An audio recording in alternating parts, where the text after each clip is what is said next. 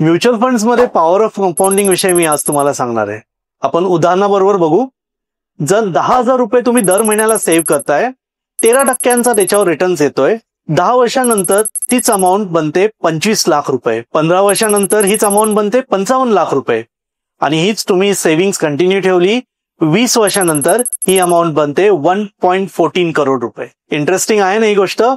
पण हे अचीव्ह करण्यासाठी तुम्हाला काय करावं लागेल, म्हणजे पॉवर ऑफ कंपाऊंडिंगचा सपोर्ट घेण्यासाठी तुम्हाला काय करावं लागेल, तर पहिले तुमची गुंतवणूक तुम्हाला कंटिन्यू ठेवावी लागणार या पूर्ण टाइम फ्रेम मध्ये.